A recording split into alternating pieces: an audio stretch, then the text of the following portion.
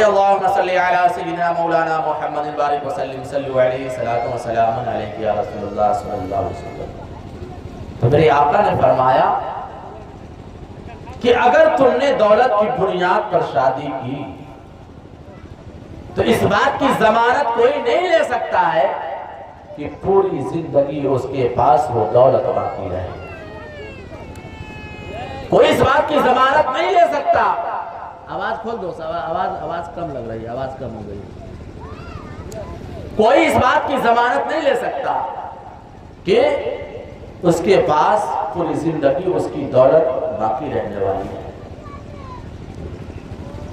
اور اگر آپ نے دینداری کی بنیاد پر شادی کی تو آپ یقین جانیے جب تک کہ وہ لڑکی یا لڑکا اپنے گھر میں رہے گا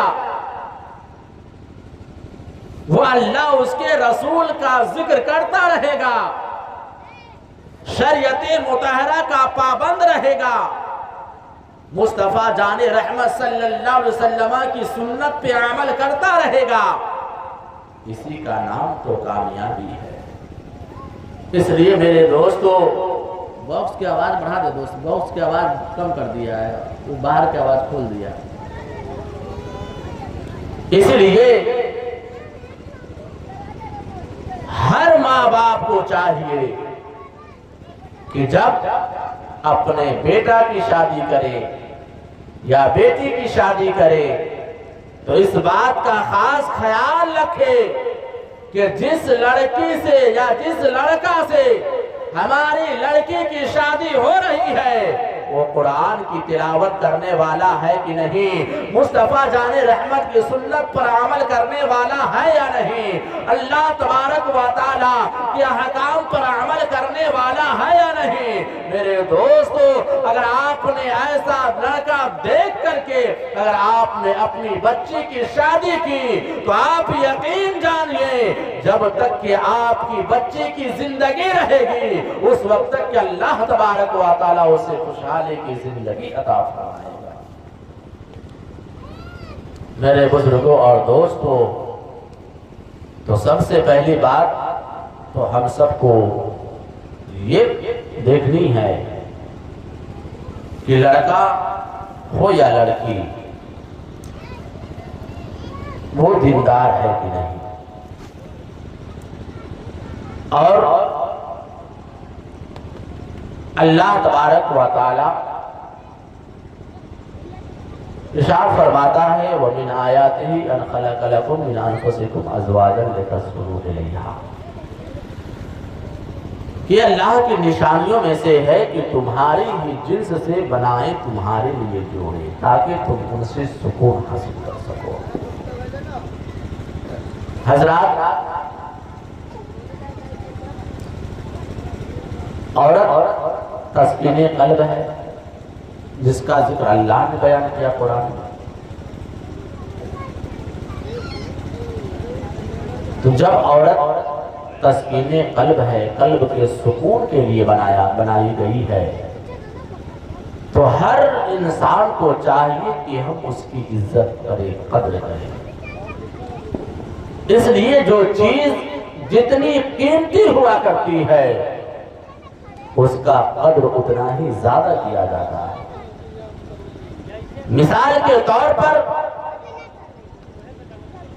اگر کسی کے پاس سونا ہے یا کسی کے پاس سونا سے بھی بڑھ کر اگر ہیرا ہے تو سونے سے زیادہ قدر ہیرے کا کرے گا۔ تو میرے دوستو، جس کی قیمت زیادہ ہوا کرتی ہے اس کا قدر بھی زیادہ ہوا کرتا ہے۔ لہذا عورت کو اللہ تبارک و تعالیٰ نے مردوں کے تسکین کے لیے پیدا کیا ہے، سکون حاصل کرنے کے لیے پیدا کیا ہے، تو مرد کو چاہیے کہ اسے ستائے نہیں، مرد کو چاہیے کہ ہم اس پر ظلم نہ کریں، مرد کو چاہیے کہ ہم اس کو بیزا نہ ستائیں، بلکہ ہر مرد کو چاہیے کہ وہ اپنی بیوی سے محبت کرے، اور ہر مرد کے لیے ضروری ہے کہ جو وہ کھائے وہ اپنی بیوی کو بھی کھلائے، جب وہ کپڑا پہنے تو اپنی بیوی کو بھی کپڑا پہنائے، غرضے کی جس چیز کی بھی ضرورت ہو وہ چیز کو مرد کو پورا کرنا لازم و ضروری ہے۔ اگر ایسا نہ کیا تو آپ حقوق العباد میں گرفتار ہوں گے۔ میدان محشر میں رب کعبہ ہم سے سوال کرے گا کہ جب تمہاری نکاح میں تمہاری بیوی تھی تو تم نے اس کے حق کو کیوں ادا نہ کیا؟ اور ہر اسلام کی عزت ماں شہزادیوں کو بھی اس بات کا خیال رکھنا چاہیے کہ ہمارے شوہر کی آمدنی کیا ہے، ہمارے شوہر کے اخراجات کیا ہیں، اور اپنے حق کو بھی پہچاننا چاہیے۔ لیکن آج دنیا کے عیش و عشرت کو دیکھ کر کے، اس چکا چوندھ دنیا کو دیکھ کر کے آج اسلام کی مقدس شہزادیاں بھی گمراہ ہوتی ہوئی نظر آ رہی ہے اور اپنے حق کو بھولتی ہوئی نظر آتی ہے، جبکہ اسے ہر عورت کو اسلام کی تاریخ کا مطالعہ کرنا چاہیے کہ اسلام کی تاریخ کیا ہے، مصطفیٰ جان رحمت صلی اللہ علیہ وسلم کی آمد سے پہلے دنیا کا نظام کیسا تھا، ہر عورت کو پڑھنا چاہیے۔ لیکن آج اتنی فرصت نہیں ہے کہ کوئی بھی عورت وہ تاریخی کتابوں کا مطالعہ کرے یا کوئی اردو کتاب کو لے کر کے پڑھے، اتنا وقت نہیں ہے۔ بلکہ آج اس موبائل کی دنیا میں اس طریقے سے صرف عورتوں کی بات نہیں کرتا، عورت ہو یا مرد، اور یہاں تک کہ ہمارے معاشرے کے بچے اور نوجوان سب اس میں اس طریقے سے منہمک ہو چکے ہیں کہ معلوم ایسا ہوتا ہے کہ دنیا موبائل کے علاوہ کہیں اس کی طبیعت ہی نہیں لگتی۔ میرے دوستو، تو دنیا کی تاریخ کو پڑھنا چاہیے، اور جب تک کہ ہم دنیا کی تاریخ کو نہیں پڑھیں گے اس وقت تک کہ ہمیں اسلام کی حقیقت معلوم نہیں ہو سکتا ہے۔ اسلام کی حقیقت کو معلوم کرنے کے لیے، اسلام کی خوبصورتی کو پہچاننے کے لیے، اسلام کے حسن کو جاننے کے لیے ہمیں اور آپ کو اسلام کی تاریخ کا مطالعہ کرنا ہوگا، اسلامی کتابوں کا مطالعہ کرنا ہوگا، اور جب تک اسلامی کتابوں کا مطالعہ نہیں کریں گے اس وقت تک کہ ہم اپنے دین کی حقانیت کو نہیں پہچان سکتے ہیں، اپنے دین کی سچائی کو نہیں پہچان سکتے ہیں۔ میرے دوستو، جب دنیا کی تاریخ اٹھا کر کے آپ دیکھیں گے، ہمارے اور آپ کے آقا صلی اللہ علیہ وسلم کی آمد سے پہلے کی تاریخ اٹھا کر دیکھیے، آنکھیں نم ہو جایا کرتی ہے۔ لیکن آج جو معاشرے میں عورتوں کو جو اتنا حق دیا گیا، اتنی عزت دی گئی، وقار دیا گیا، سماج میں جینے کا سلیقہ عطا کیا گیا، یہ ہمارے مذہب اسلام کی یہ عطیہ ہے۔ مذہب اسلام کا یہ عطیہ ہے جو آج اسلام دنیا کی عورتیں آج اس شان و شوکت کے ساتھ اپنی زندگی گزار رہی ہیں۔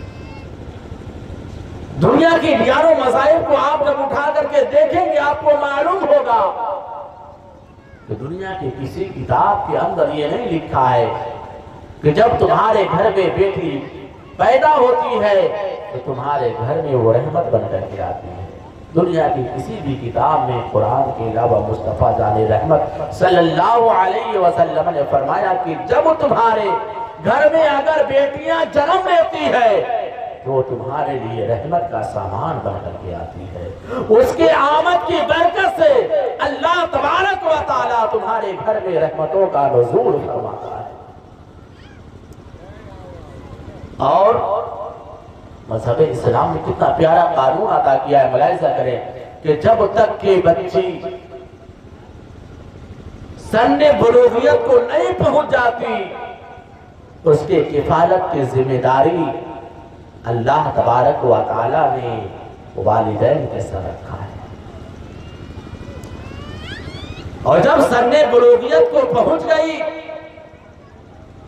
اور اس کا نکاح کر دیا گیا، پھر بھی اب اس کو کمانے کی ضرورت نہیں ہے، پھر بھی اسے کو باہر جانے کی ضرورت نہیں ہے، پھر بھی اسے روپے پیسے کما کر لانے کی ضرورت نہیں ہے، ذمہ داری بدل دی گئی ہے۔ پہلے والدین کی ذمہ اس کی کفالت تھی، مگر جب رشتہ ازدواج میں منسلک ہو گئی، جب وہ نکاح میں کسی کے نکاح میں چلی گئی، کفالت بدل دیا گیا۔ اب اس کی کفالت کا ذمہ اس کے شوہر کے ذمہ چلا گیا۔ اب اس کا دیکھ بھال، کھانے پینے، رہنے سہنے، کپڑا لباس سب کا انتظام اب اس کے والدین نہیں کریں گے، بلکہ اب اس کا شوہر کرے گا۔ اب اس کا شوہر کرے گا۔ تو میرے دوستو، جب تک کہ کسی کے گھر میں تھی، وہ اپنے ماں باپ کے گھر میں تھی، وہ رحمت بن کر کے تھی، اور جب کسی کے گھر میں بیوی بن کر آ گئی، اس کا مقام اور بلند کر دیا گیا۔ جب وہ ماں بن جاتی ہے تو اس کا رتبہ اور بلند کر دیا جاتا ہے۔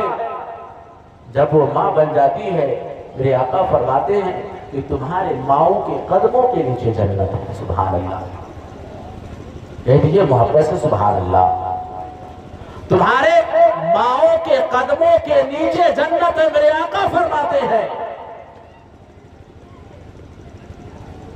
تو اتنا بلند مقام اللہ نے عطا کر دیا بیٹیوں کو کہ جب وہ ماں بن جاتی ہے تو جس کا طلبگار پوری دنیا ہے، نماز پڑھنے والا یہی کہتا ہے کہ ہمیں جنت مل جائے، حج کرنے والا یہی کہتا ہے کہ ہمیں جنت مل جائے، روزہ رکھنے والا یہی کہتا ہے کہ ہمیں جنت مل جائے، غازی یہی کہتا ہے کہ ہمیں جنت مل جائے، شہید یہی کہتا ہے کہ ہمیں جنت مل جائے۔ سب کا طلبگار ایک ہی ہے کہ جنت مل جائے، لیکن اللہ نے بیٹیوں کے مقام کو، مذہب اسلام نے بیٹیوں کی عظمت کو اتنا بلند فرما دیا ہے کہ جب وہ ماں بن جاتی ہے، اللہ اس کے قدموں تلے جنت لا کر کھڑا فرما دیتا ہے۔ میرے دوستو، لیکن مذہب اسلام کی حقانیت کو سمجھنے کی ضرورت ہے۔ مذہب اسلام کی عظمت کو ہمیں اور آپ کو پڑھنے کی ضرورت ہے۔ مذہب اسلام کی تقدس کو ہمارے اور آپ کی زندگی میں اتارنے کی ضرورت ہے۔ میرے دوستو، میرے بزرگوں، میں نے کہا کہ ہر ماں اور بہنوں کو چاہیے کہ اسلام کی تاریخ کا مطالعہ کریں۔ اسلام کی تاریخ کیا ہے، مذہب اسلام کے بعد کی تاریخ کیا ہے، مذہب اسلام کے سے پہلے قبل کی تاریخ کیا ہے، اس کا مطالعہ کریں گے۔ میرے دوستو، جب آقا کائنات صلی اللہ علیہ وسلم اس خاکدان گیتی پہ تشریف نہیں لائے تو دنیا مورخین نقل کرتے کہ دنیا کا نظام درہم برہم تھا، دنیا کا نظام درہم برہم تھا، ہر طرف اندھیرا ہی اندھیرا چھایا ہوا تھا۔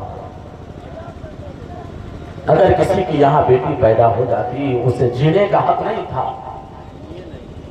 اگر کسی کی یہاں بیٹی جنم لے لیتی، اسے دنیا میں جینے کا حق نہیں تھا، اس کے حق کو مار دیا جاتا۔ اگر کوئی عورت بیوہ ہو جاتی تو سماج اور معاشرے میں اسے عزت کی زندگی گزارنے کا کوئی حق نہیں تھا، بلکہ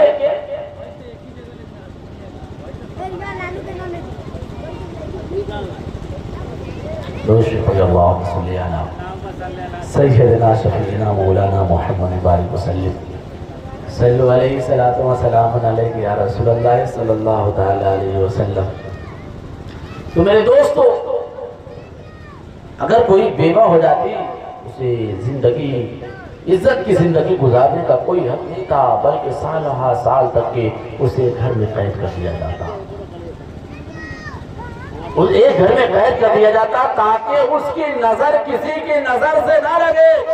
اس لیے اگر کسی کا شوہر مر جاتا اسے منحوس تصور کیا جا رہا تھا, دائی تصور کیا جا رہا تھا کہ اگر اس کے نظر سے کسی کی نظر لگ جائے گی اس کا بھی شوہر مر جائے گا, اس لیے اسے گھر میں قید کر دیا جاتا. اور بہت ساری عورتیں ایسی تھی جو اپنی زندگی کے آخری سانس اسی گھر میں لی جب تک کہ وہ مر نہ گئی, اس وقت تک کہ اس کو گھر سے باہر نکالا نہ گیا. میرے دوستو, اور دنیا کا نظام یہیں تک کہ محدود نہیں تھا بلکہ عورتوں کی عزت کے ساتھ اس طریقے سے کھلواڑ کیا جا رہا تھا, اس طریقے سے عورتوں کی عزت کو نیلام کیا جا رہا تھا. اس سماج میں عورت کو کوئی عزت ہی نہیں تھی, وقت ہی نہیں تھا, وقار ہی نہیں تھا, بلکہ کبھی عورتیں بازاروں میں بیچی جا رہی تھی تو کبھی جوئے میں ہاری جا رہی تھی تو کبھی برہنہ بازاروں میں نچایا جا رہا تھا. اللہ اکبر, اس پر آنسو بہانے والا کوئی نہیں تھا, کوئی گریہ وزاری کرنے والا نہیں تھا. یہاں تک کہ اگر کسی کے یہاں بیٹی جنم لے لیتی, پیدا ہو جاتی, اسے زندہ دفن کر دیا کرتا. میرے دوستو, آقا کریم صلی اللہ علیہ وسلم کی حیات ظاہری کا ایک واقعہ ملاحظہ فرمائے. میرے آقا کریم صلی اللہ علیہ وسلم کی حیات ظاہری میں ایک شخص تجارت کے سلسلے میں وہ اپنے گھر سے باہر گیا. اس وقت اس کی بیوی حاملہ تھی. وہ اپنے بیوی سے کہنے لگا کہ میرے شریک حیات, میں تو تجارت کے سلسلے میں باہر جا رہا ہوں,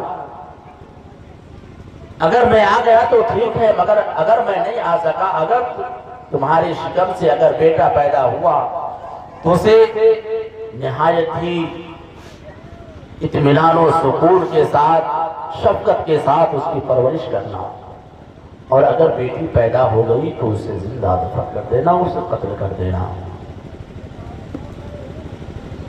وہ شخص تجارت کے سلسلے میں باہر چلا گیا. آقا کریم صلی اللہ علیہ وسلم کے حیات ظاہری سے قبل کا یہ واقعہ ہے. جب وہ تجارت کے سلسلے سے باہر چلا گیا تو اس کے گھر بیٹی پیدا ہوئی. اس کے گھر بیٹی پیدا ہوئی جو نہایت ہی حسین و جمیل خوبصورت تھی, ماہ پارا نظر آ رہی تھی. جب چونکہ باپ گھر پہ تھا نہیں, ماں کی ممتا اس کے چہرے کی چمک کو دیکھ کر کے تڑپ اٹھی. کہا میں اپنے ہاتھ سے اپنے اس حسین و جمیل بیٹی کو قتل نہیں کر سکتی, میں اتنا کر سکتی ہوں کہ میں اپنے شوہر کے آنے سے پہلے اس بیٹی کو پڑوسن کے گھر ڈال دوں گی, تاکہ جب میرا شوہر تجارت کر کے واپس آئے تو جب میرا شوہر مجھ سے سوال کرے گا کہ میرے جانے کے بعد تمہارے شکم سے کیا پیدا ہوا, بیٹی پیدا ہوئی یا بیٹا پیدا ہوا, تو میں اپنے شوہر کو جھوٹ بول دوں گی کہ میرے شکم سے بیٹی پیدا ہوئی تھی, میں نے اس کا قتل کر دیا. اسی طریقے سے دن گزرتے چلے گئے اور ایک تاریخ آتی ہے کہ اس تاریخ میں اس کے شکم سے بیٹی ہی پیدا ہوئی. بڑی محبت کے ساتھ, شفقت کے ساتھ اپنی بیٹی کو پرورش کرنے لگی. جب اسے خبر ملی کہ اب اس کا شوہر آنے والا ہے تو اس نے اپنی بیٹی کو پڑوسن کے گھر رکھ دی. جب شوہر تجارت سے واپس آیا, سوال کیا میرے شریک حیات, میں سفر کے لیے گیا تھا, تجارت کے سلسلے سے گیا تھا, تم مجھے بتاؤ کہ تمہارے شکم سے بیٹا پیدا ہوا یا بیٹی پیدا ہوئی. شریک حیات جواب دیتی ہے میرے سردار, جب آپ گھر سے چلے گئے تجارت کے سلسلے میں تو آپ کے جانے کے بعد میرے شکم سے بیٹی پیدا ہوئی اور اس کو میں نے قتل کر دیا. شوہر بڑا خوش ہوتا ہے کہ میری شریک حیات نے بڑا اچھا کیا کہ میرے آنے سے پہلے اپنا راستہ صاف کر لیا. اور ایک ماہ پارا, ایک چاند جیسی حسین و جمیل بچے اس کے آنگن میں کھیل رہی تھی. کہنے لگا کہ اگر تم نے اپنی بیٹی کو قتل کر دیا تو یہ کس کی بیٹی نظر آ رہی ہے ہمارے آنگن میں؟ کہنے لگا کہ میں اپنی بیٹی کو جب قتل کر دی تو میری طبیعت نہیں لگ رہی تھی، میں پڑوسن کی بیٹی کو لے کر کے آ جاتی ہوں کہ تاکہ میں اس کے ساتھ رہ کر کے میں اپنے دل کو بہلا لیا کرتی ہوں۔ اور اس نے اپنے دل میں خیال کیا کہ جب میری بیٹی اپنے باپ کے زیر سائے تلے اپنی زندگی شب و روز گزارنے لگے گی تو ایک نہ ایک دن ایسا آئے گا کہ اس بچی سے اس کے باپ کو محبت ہو جائے گی، اس کے بعد میں اس کا پردہ فاش کروں گا، اس کے بعد میں اس بات کا پردہ فاش کروں گی۔ میرے دوستو، ہر روز وہ اپنے آنگن میں آتی، کھیلتی رہتی، اس کو دیکھتے رہا، اس کا باپ اسے دیکھتا رہتا۔ ایک دن کہتا ہے کہ میرے شریک حیات، یہ پڑوسن کی بیٹی کتنی خوبصورت ہے، چاند کا ٹکڑا معلوم دیتا ہے، جب تک وہ ہمارے گھر پہ رہتی ہے ہمارے گھر اس کے چہرے کی چمک سے منور رہا کرتا ہے، لیکن جب یہ چلی جاتی ہے ہمارے آنگن سے تو ایسا معلوم ہوتا ہے کہ ہمارے گھر میں اندھیرا چھا گیا ہے۔ بیوی کو یہ لگنے لگا کہ ایسا معلوم ہوتا ہے کہ آہستہ آہستہ اس بچی کے محبت ہمارے شوہر کے سینے میں بیدار ہو رہا ہے۔ اسی طریقے سے ہر روز اس بچی کی تعریف اس کا شوہر کرتا ہوا نظر آتا۔ ایک دن رات کی تاریکی میں اپنے شریک حیات سے کہتا ہے، میرے شریک حیات، اگر اپنے گھر بھی ایک بیٹی ہوتی، اتنے حسین و جمیل ہوتی، جو چاند کی طرح معلوم دیتی، چاند کا ٹکڑا معلوم ہوتی، ہمارے گھر کو اس کے چہرے کی چمک سے ہمارا گھر روشن رہتا تو کتنا بہتر ہوتا۔ اسی جستجو میں، اسی کے انتظار میں شریک حیات ہی کہنے لگی کہ اے میرے شوہر نامدار، اے میرے شوہر نامدار، اے میرے تاجدار، آپ نے جو کہا کہ یہ بیٹی کتنے حسین و جمیل ہے، یہ بچی کتنا خوبصورت ہے، اے میرے شوہر نامدار، یہ کسی پڑوسن کی بیٹی نہیں ہے بلکہ یہ ہماری اور آپ کی ہی بیٹی ہے، ہمارے اور آپ کی ہی بیٹی ہے۔ لہذا جب اس نے کہا کہ یہ ہمارے اور آپ کی بیٹی ہے، میں آپ کے جانے کے بعد میرے شکم سے بیٹی پیدا ہوئی اور یہ میرے ممتا کو گوارا نہ ہوا کہ میں اپنے ہی ہاتھ سے میں اپنی بیٹی کا قتل کر دوں، میرے دل کو یہ گوارا نہیں ہوا، لہٰذا میں نے اپنی بیٹی کو پرورش دینا گوارا کیا، میں نے اپنی بیٹی کو پالنا گوارا کیا، مگر قتل کرنا گوارا نہیں کیا۔ میرے دوستو، اپنی بیٹی کو وہ قبول کر لیتا ہے، اپنی بیٹی کو وہ قبول کر لیتا ہے۔ آہستہ آہستہ لوگوں کو یہ بات معلوم ہو جاتی ہے کہ فلاں نے اپنی بیٹی کو پرورش دینا شروع کر دیا ہے، فلاں نے اپنی بیٹی کو پالنا شروع کر دیا ہے۔ اب وہ انسان جس گلی سے گزر جاتا، لوگ تان و تشنیع کے تیر سے اس کے سینے کو چھلنی کر دیا کرتا ہے، وہ صبر کرتا رہا، اس کی بیوی صبر کرتی رہی، لوگ تانے دیتے رہے، لیکن انسان تو انسان ہوتا ہے۔ ایک دن صبر کا پیمانہ چھلک اٹھا،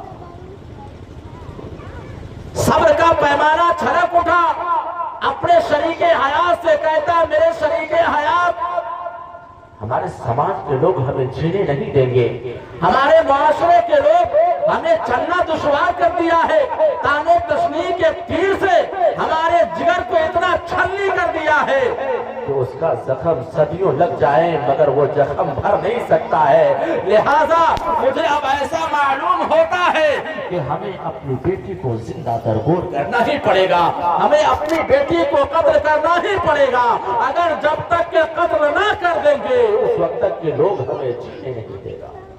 اللہ اکبر۔ اس نے اپنی بیٹی کو اپنے ساتھ لیا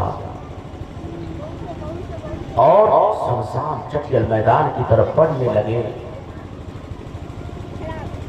بیٹی باپ سے کہتی ہے بابا کہاں جا رہے ہیں؟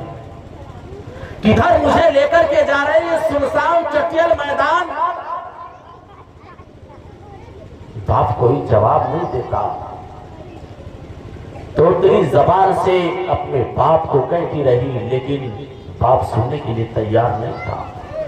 آخر کار ایک کنویں میں لے جا کر کے اسے ڈبو دیا گیا۔ اللہ اکبر، ایک کنویں میں جا کر اسے ڈبو دیا گیا۔ اس کو ہچکیاں کھاتے ہوئے، ہچکولے کھاتے ہوئے وہ دیکھتا رہا۔ پیارے آقا صلی اللہ علیہ وسلم کی بارگاہ میں عرض کرتے یا رسول اللہ، میں اس کے ہچکولے کھاتے ہوئے دیکھتا رہا، میرا جگر ٹکڑا ٹکڑا ہوتا رہا، لیکن زمانے کی خوف سے میں نے اس غم کو برداشت کیا۔ میرے بزرگوں اور دوستوں، آپ اندازہ لگائیں کہ زمانے جاہلیت میں عورتوں کے ساتھ کتنے ظلم و بربریت کیے جا رہے تھے، لوگ کس طریقے سے عورتوں کو ستا رہے تھے، ظلم و ستم کے پہاڑ عورتوں پہ دھو رہے تھے، لیکن ہمارے اور آپ کے آقا صلی اللہ علیہ وسلم تشریف لائے، ساری کائنات سے تاریکی ختم ہو گئی، ساری کائنات سے اندھیرا چھٹ گیا اور ہر طرف روشنی ہی روشنی نظر آنے لگی۔ جہاں تاریک تھا ظلمت گدا تھا، سخت کالا تھا، جہاں تاریک تھا ظلمت گدا تھا، سخت کالا تھا، کوئی پردے سے کیا نکلا کہ گھر گھر میں اجالا تھا۔ تمام اسلام کی مقدس شہزادیوں کو اللہ تبارک و تعالیٰ یہ توفیق بخشے کہ وہ شریعت و سنت کا پر عمل کرتے رہیں اور اپنے والدین کی اطاعت و فرما بردار بن کر کے زندگی گزارے۔ وما توفیق الا باللہ واستغفر اللہ ربی من ذنوبی واتوب الیہ، لا الہ الا اللہ محمد رسول اللہ۔ السلام علیکم ورحمۃ اللہ۔